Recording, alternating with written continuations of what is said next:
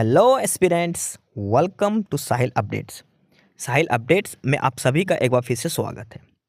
Aspirants, साहिल updates के इस platform पर आपको लेटेस्ट जॉब अपडेट्स मिलेंगी और जो जो अब वैकेंसीज चल रही हैं उनके बारे में आपको सारी जानकारी दी जाएगी।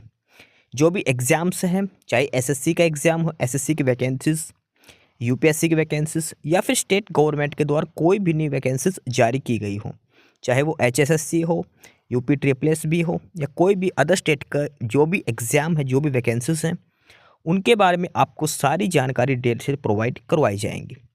साथ के साथ आपको एग्ज़ाम पैटर्न भी बताया जाएगा, किस पोस्ट के लिए क्या एग्ज़ाम पैटर्न रहेगा और स्पेसिफिक एग्ज़ाम के लिए क्या सिलेबस रहने वाला है। सारी जानकारी आपको यहाँ से एकदम टाइम टू टाइम प्रोवाइड करवाई जाएंगी। साहिल अपडेट्स के इस प्लेटफॉर्म पर जो कैंडिडेट्स नए हैं वो भी एक बार सब्सक्राइब जरूर कर लें, ताकि आपको टाइम टू टाइम सारी अपडेट्स मिलती रहे, कोई भी इम्पोर्टेंट अपडेट आपसे मिस ना हो। तो चलिए आज स्टार्ट करते हैं, आज के इस वीडियो को देखते हैं कि आज आपके लिए क्या कुछ न्यू है इस वीडियो के लिए। Aspirants Haryana public service commission HPSC और एचपीएससी ने एक वैकेंसी जारी करी है और ये वैकेंसी दोबारा से री एडवर्टाइज की गई है। ये है एडवर्टाइजमेंट नंबर 23/2023 23/2023। ये वैकेंसीज हैं ट्रेजरी ऑफिसर और असिस्टेंट ट्रेजरी ऑफिसर की। टीओ एंड एटीओ की वैकेंसीज हैं। जो नोटिफिकेशन आया था 2023 का, वही रिवाइज्ड नोटिफिकेशन अब दिया गया है। ठीक है, दोबारा से रिवाइज करके ये नोटिफिकेशन दिया गया है ट्रेजरी ऑफिसर और असिस्टेंट ट्रेजरी ऑफिसर के लिए। ये वैकेंसीज दी गई है, दोबारा से आपका पोर्टल री ओपन किया गया है सभी कैंडिडेट्स के लिए। ओपनिंग डेट की बात करें तो वो है 11 अगस्त। 11 अगस्त से आप अप्लाई कर सकते हैं। लास्ट डेट है 1 सितंबर। 11 अगस्त से लेकर 1 सितंबर तक आप अप्लाई कर सकते हैं। जो वैकेंसीज दी गई है ट्रेजरी ऑफिसर और असिस्टेंट ट्रेजरी ऑफिसर की, हरियाणा पब्लिक सर्विस कमीशन के द्वारा ग्रुप बी की ये वैकेंसीज दी गई है। 5 पोस्ट इसमें ट्रेजरी ऑफिसर के लिए और असिस्टेंट ट्रेजरी ऑफिसर की बात करें तो 30 पोस्ट इसके अंदर दी गई, 30 वैकेंसीज हैं। अब बात करते हैं इसमें डायरेक्ट पेपर एंड सिलेबस की। पेपर और सिलेबस क्या रहेगा, तो इसके अंदर 3 पेपर होंगे। फर्स्ट पेपर होगा और वो सिंपल एमसीक्यू बेस्ड क्वेश्चन आपसे पूछे जाएंगे। जनरल नॉलेज का आएगा, सिंपल जनरल नॉलेज। ठीक है, साइंस वगैरह सब कुछ मिलाकर जीके का ही आपका पहला पेपर पूछा जाएगा। जिसका पेपर 1 क्वालिफाई होगा वो पेपर 2 और पेपर 3 के लिए एलिजिबल होगा। पेपर 2 और पेपर 3 दोनों डिस्क्रिप्टिव मोड में होंगे, पेन एंड पेपर मोड में आपको लिखना है उसके अंदर। पेपर 2 में क्या लिखना है, precious writing, noting, drafting, Hindi और इंग्लिश दोनों में। या तो आप हिंदी में लिख सकते हो, आप इंग्लिश में लिख सकते हो। प्रेसिस राइटिंग, नोटिंग और ड्राफ्टिंग। पेपर 3 में आएगा गवर्नमेंट अकाउंट्स, चैप्टर 1 से 8। बुक का टाइटल है an introduction to Indian government account and audit, जो कैग के द्वारा जारी की जाती है बुक। उसमें चैप्टर 1 to 8 जो स्टार्ट के 8 चैप्टर हैं, वहां से आपसे क्वेश्चन पूछे जाएंगे। डिस्क्रिप्टिव मोड में, पेन एंड पेपर मोड में आपको लिखना है, जैसे आप स्कूल में कॉलेज में जो पेपर लेके आते हैं ना, उस हिसाब से आपको लिखना है सारा कुछ। अब पेपर कितने कितने नंबर का होगा, सबसे पहले होगा प्रीलिम्स, जो पेपर 1 है प्रीलिम्स का। 2 घंटे का पेपर होगा, 100 नंबर का पेपर होगा, 33 नंबर कम से कम आपको लेने हैं, मिनिमम है। उसके बाद कट ऑफ अलग से लगेगी। उसके बाद होगा मेंस एग्जाम रिटर्न फॉर्म में। पेपर 2 होगा, 3 आवर्स आपको टाइम दिया जाएगा, 3 घंटे का 100 मार्क्स का पेपर होगा, मिनिमम 33 मार्क्स लेने हैं। पेपर 3 है, ये भी 3 आवर्स का होगा, 100 मार्क्स का, 33 मिनिमम आपको लेने हैं। यानी कि टोटल 200 मार्क्स में से आपको ओवरऑल 80 मार्क्स लेने हैं, दोनों को मिलाकर, पेपर 2 पेपर 3 के मिलाकर। उसके बाद वाइवा होगा 25 मार्क्स का। ओवरऑल जो रिजल्ट आएगा वो आएगा आपका 225 में से, 225 नंबर में से आपकी ओवरऑल मेरिट लिस्ट तैयार की जाएगी। ये एग्जाम डिटेल दे रखी है। पेपर 2 और paper 3 pen and paper mode में होंगे।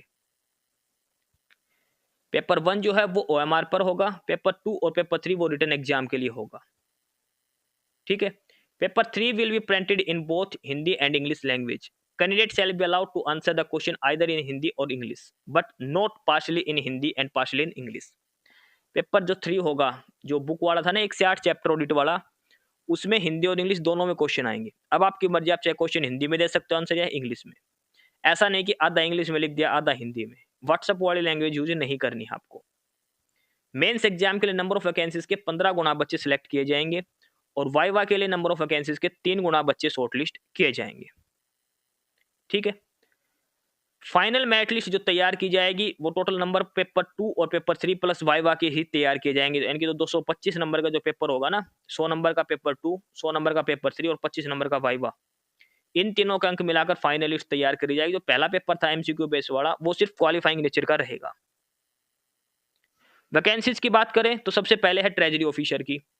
जनरल के लिए 2 वैकेंसी है, डीएससी की 1 है, बैकवर्ड क्लास बीसीए की 1 है, ईडब्ल्यूएस की 1 है, टोटल 5 वैकेंसीज हैं ट्रेजरी ऑफिसर के लिए।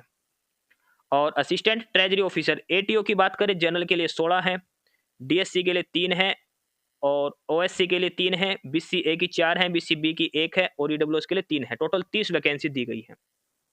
एटीओ की टोटल 30 वैकेंसीज है और ट्रेजरी ऑफिसर की टोटल 5 वैकेंसी है अलग अलग कैटेगरी के हिसाब से। ठीक है, सारे सर्टिफिकेट्स आपके नए होने चाहिए अप्रैल 2025 के बाद के, ये भी ध्यान रखना आपको। जिसने ऑलरेडी 2023 वाले एडवर्टाइजमेंट में अप्लाई करा था, advertisement 23/2023 with closing date are compulsory required to register on the online portal. जिस कैंडिडेट ने पहले अप्लाई कर रखा था उसको भी दोबारा से यहाँ पर क्लिक करना है। वहां पे आपको ऑप्शन मिलेगा कि आपने पहले से अप्लाई कर रखा है या नहीं। ओटीपी आएगा, मेल आईडी, मोबाइल नंबर जो पहले डाल रखे वो डालने पड़ेंगे, ओटीपी डालना है, रजिस्ट्रेशन नंबर डालना है, लॉगिन करना है दोबारा से। फीस आपको पे नहीं करनी पड़ेगी, बस ये ध्यान रखना, फीस पे आपको नहीं करनी पड़ेगी जिसने पहले से अप्लाई कर रखा है। बाकी जो बीसीए बीसीबी कैंडिडेट है उसको नए सर्टिफिकेट अपलोड करने हैं।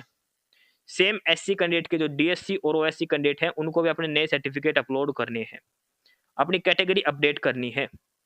ईडब्ल्यूएस के लिए भी सेम कैंडिडेट्स कंडीशंस रहेगी।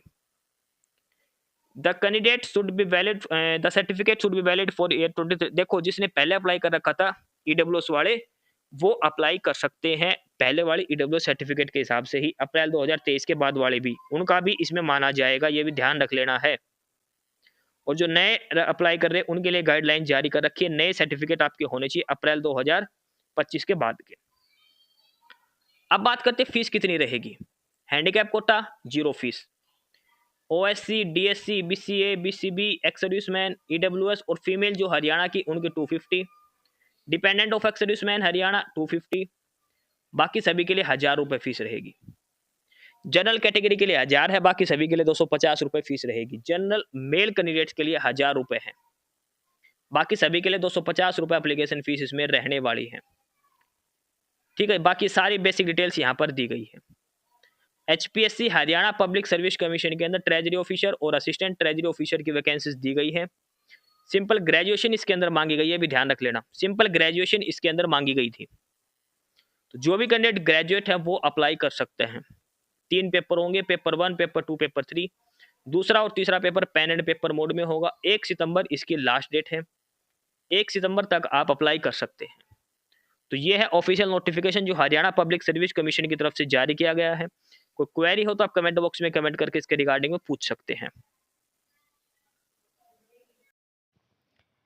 एस्पिरेंट्स, यही सारी इन्फॉर्मेशंस थी आपके लिए आज की इस वीडियो के अंदर।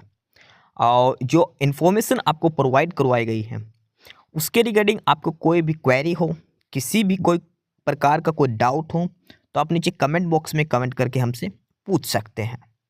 बाकी नई अपडेट्स के लिए और नई इन्फॉर्मेशंस के लिए आप हमारे चैनल साहिल अपडेट्स को सब्सक्राइब जरूर कर लें ताकि आपको सारी अपडेट्स मिलती रहें।